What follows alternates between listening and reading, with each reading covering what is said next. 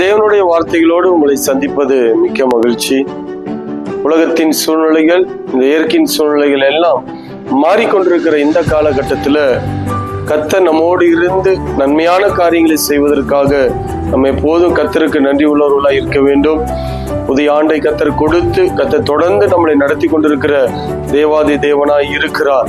எல்லா கால சூழ்நிலைகள் மாறினாலும் கர்த்தர் நம்மோடு இருக்கிறார் என்று சொல்லி கர்த்தர் நமக்கு வாக்குத்தத்தம் பண்ணி இருக்கிறார்.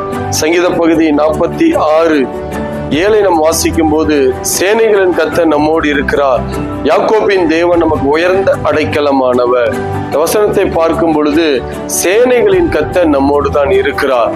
அந்த வசனங்கள் பார்க்கும் பொழுது பூமி நிலை மாறினாலும் சரி கர்த்தர் நம்மோடு தான் இருக்கிறார் என்கிற விசுவாச வார்த்தைகளை நம்ம எப்போதும் மறந்து விடக்கூடாது.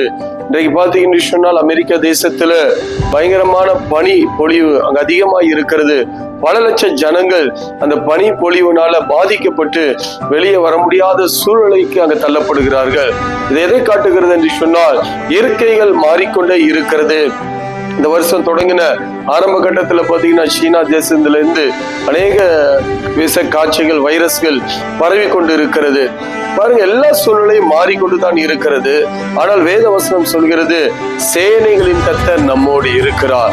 என்ன மாறினாலும் சரி, என்ன இயற்கை சூழ்நிலைகள் மாறினாலும் சரி, சேனைகளின் கர்த்தர் நம்மோடு இருந்து நம்மளை பாதுகாத்து நம்மளை ஆசீர்வதித்து பெருக செய்கிற தேவன் நம்மோடு இருக்கிறார் என்பதை நாம் ஒரு நாள் மறந்துவிடக் கூடாது.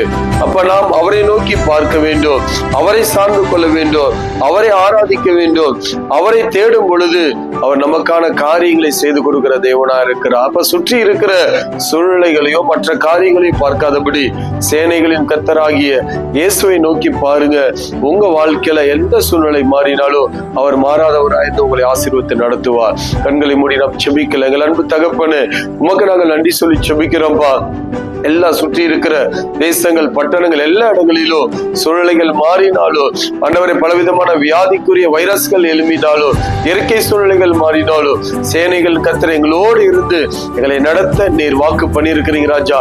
வாக்குப்படியே, வார்த்தையின்படியே நடத்துங்கப்பா. உங்க நாமத்தை மையப்படுத்துங்க. இயேசுவின் நாமத்தில் பிதாவே, ஆமென்.